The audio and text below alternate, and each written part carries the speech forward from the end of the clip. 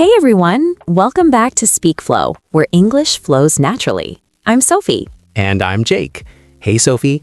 Okay, story time. I joined an online language exchange group last week, like a video call with 10 strangers. Oh, fun. How was it? Terrifying, because the very first thing they said was, let's go around the group and everyone introduce yourself. And I had this moment of, I literally do this for a living on this podcast. I introduce myself every single episode, and I still felt nervous. Wait, really? You were nervous? Yeah, because it's different when it's a room full of strangers. On the podcast, I know what I'm going to say. But in that group, I was like, what do I even share? My name, obviously, my job, my hobbies. Do I mention buddy? How long do I talk? Everyone's watching me on camera. And what did you end up saying? I said, hi, I'm Jake. I'm a graphic designer and I have a dog. That's it. 3 facts and I sat there in silence. 3 facts and done. And then the next person talked for like 2 minutes about where they're from, what they studied, why they're learning the language, their favorite movie. And I was like, oh, I could have said more. That's such a relatable moment. And it's exactly what we're talking about today. How to introduce yourself in English. Not just your name, the whole thing. Because hi, I'm Jake is a start, but it's not enough for most situations. Right. And the tricky part is, it depends on the situation. You introduce yourself differently at a party, in a class, at work, online. The basics are the same, but the details change. So today, we're going to practice introductions for different situations, real situations.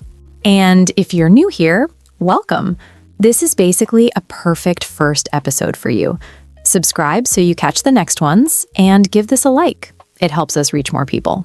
Okay, so let's start with what goes into a self-introduction.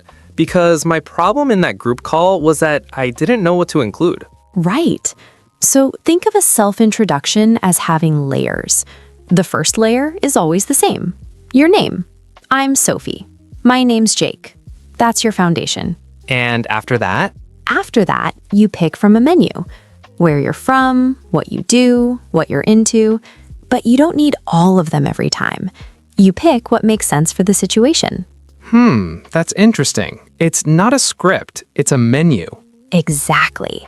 Like if you were at a work event, you'd probably say your name, your job, and your company. I'm Sophie. I work in marketing at a tech company.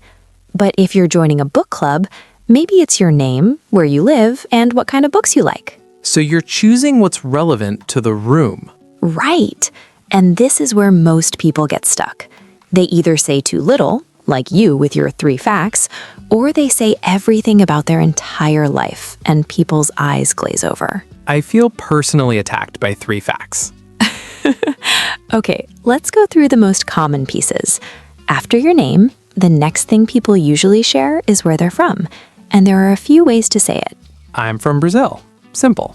Yeah, or I'm from Sao Paulo, Brazil, if you want to be more specific. And here's one that's useful if you've moved. I'm originally from Brazil, but I live in Canada now. Oh, originally from. That's a nice phrase, because a lot of people live somewhere different from where they grew up. Exactly. I'm originally from Mexico, but I've been living in London for 3 years. That tells a little story in one sentence. Let's practice that. Say it with me. I'm originally from, but I live in now. Fill in your own places. I'm originally from Tokyo, but I live in Berlin now. Your version. Okay, next piece. What you do. Job, school, whatever. So for work, I work as a plus your job. I work as a teacher. I work as an engineer. Or I work in plus your field. I work in finance. I work in healthcare. What's the difference between I work as and I work in? Good question. I work as is your specific job title. I work as a nurse. And I work in is the general area. I work in healthcare. You can even combine them. I work as a nurse in a children's hospital. That's clear. What if you're a student? I'm studying plus your subject. I'm studying engineering. I'm studying English. Or I'm a student at plus your school. And if you're between jobs, because that happens. Yeah, you can say, I'm currently looking for work. Or I'm between jobs at the moment. Both sound natural and honest. No shame in it. Between jobs. I like that. It sounds better than I don't have a job. Way better. And notice, all of these sentences are super simple. I work as, I'm studying, I'm from, basic structures. but they do a lot of work in an introduction. Okay, now the fun part, the personal stuff. Hobbies, interests. This is where your introduction gets interesting, because your name and job tell people what you are, but your hobbies tell people who you are. Oh, that's a good way to put it. So you might say, I love cooking, or I'm really into photography, or in my free time, I like to run. I'm really into. That's casual, right? Yeah, I'm into means you're interested in something. I'm into music. I'm into fitness. Super casual, super natural. What about I like to versus I like plus ing? Like I like to cook versus I like cooking. Honestly, they mean the same thing. Some people will tell you there's a subtle difference, but in real conversation, nobody notices. Use whichever one comes out of your mouth first. Good. Less to worry about. And here's a tip. Instead of listing hobbies like a resume, try to make them conversational. Instead of I like reading, cooking, and yoga, which sounds like a list, try I'm kind of a bookworm and I've been getting into yoga lately. I've been getting into. Oh, that's nice. It means you started recently? Yeah, I've been getting into painting means you recently started and you're enjoying it. It's a great phrase for introductions because it gives people something to ask about. They might say, oh cool, what kind of painting? See, that's what was missing from my introduction. I said, I have a dog. End of story. But if I'd said, I've been getting into guitar lately, well, trying to, my dog keeps interrupting my practice, that's a conversation starter. That's so much better because now someone can laugh and say, oh, what kind of dog? Or how long have you been playing? You gave them something to connect to. All right, so that's the building blocks. Name, where you're from, what you do, what you're into. Now let's talk about different situations because you said it changes depending on where you are. Okay, so let's do a few. First situation, you're in a new English class. The teacher says, please introduce yourself to the group. What do you say? Name, where you're from, why you're learning English. Perfect. Something like, hi everyone, I'm Anna. I'm from Colombia. I'm learning English because I want to travel more and maybe work abroad someday. That's good. Short, relevant, and the why you're learning English part is specific to the situation. And most people in that class are wondering the same thing about everyone else. Why are you here? So you're answering the unspoken question. Now, let's talk about the phrases people use but shouldn't. Because, and this is real, there are some habits that make introductions sound awkward. Oh, like what? Okay, number 1, starting with your age. Hi, I'm Sophie. I'm 26 years old. Unless someone asked your age or it's specifically relevant, you don't need to include it. It's one of the first things people learn in English class, and then they put it in every introduction. Huh, I never thought about that. But you're right, in English, adults don't usually share their age when introducing themselves. It's not wrong, it's just unnecessary most of the time. Now, if you're at a birthday party or a dating event, sure, context matters. What's another one? Listing too many hobbies. I like reading, cooking, swimming, traveling, music, movies, and spending time with friends. That's everyone. You just described every human. I enjoy breathing and consuming food. Exactly. Pick 1 or 2 that are specific to you.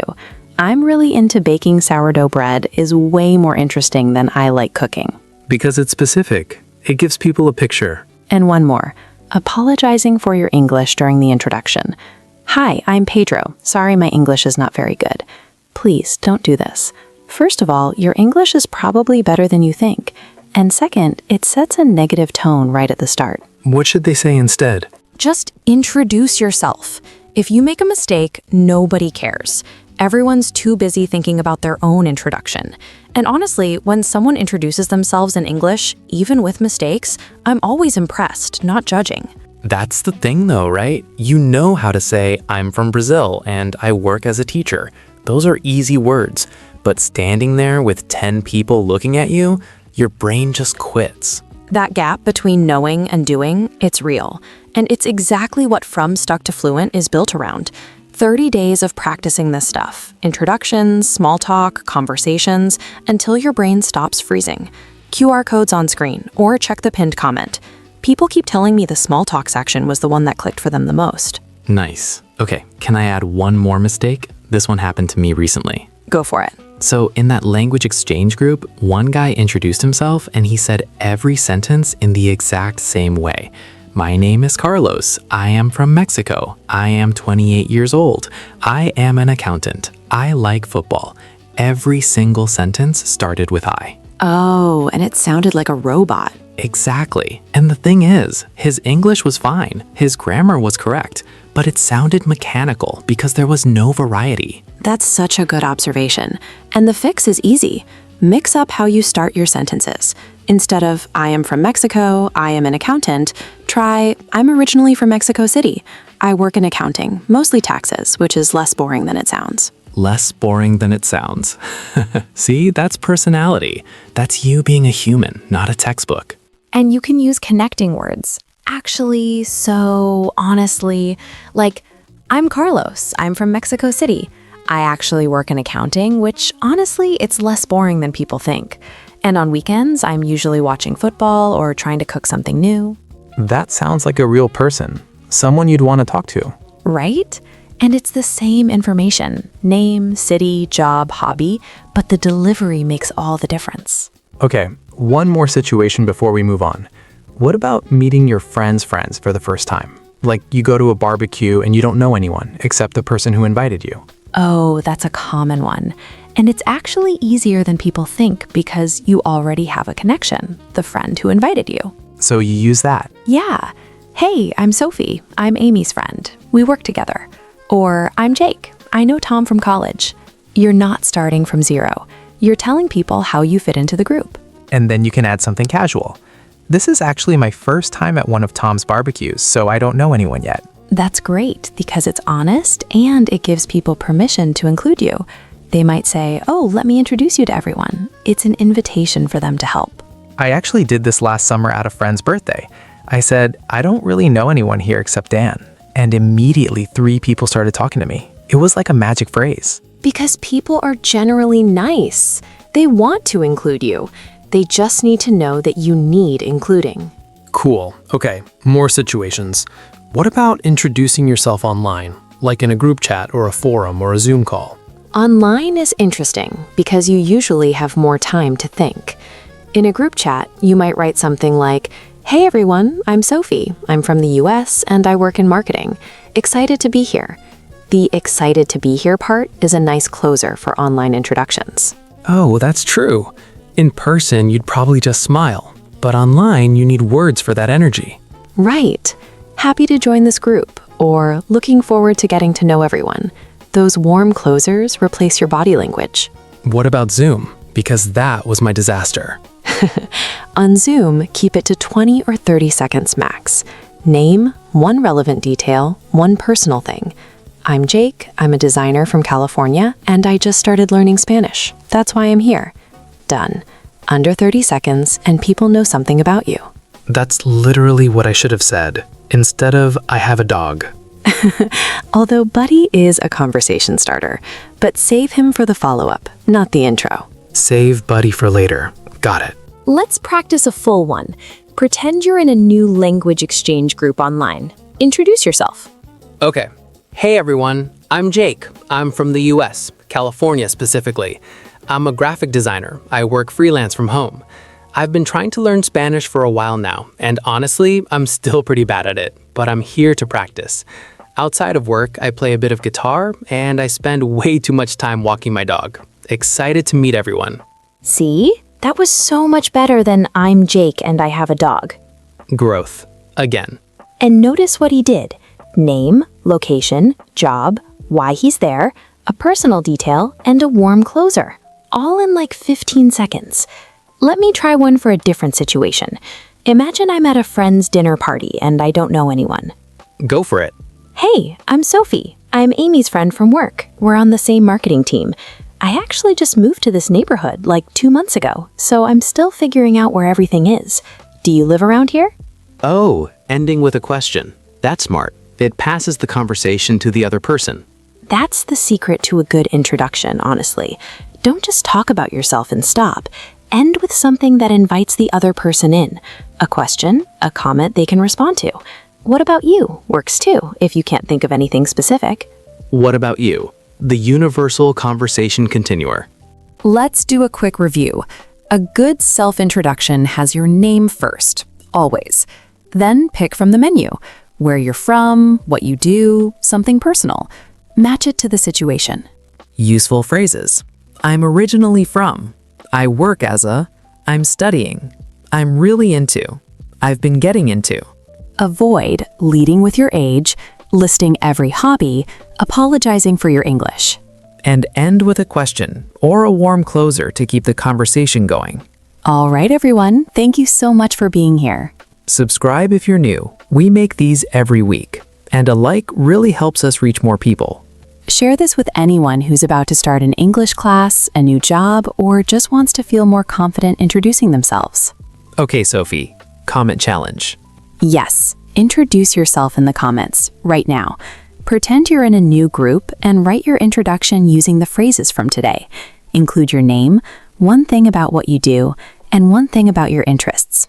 Bonus points if you end with a question. We read everything. And honestly, some of the best introductions we've seen are from people who are just starting out. It doesn't have to be perfect.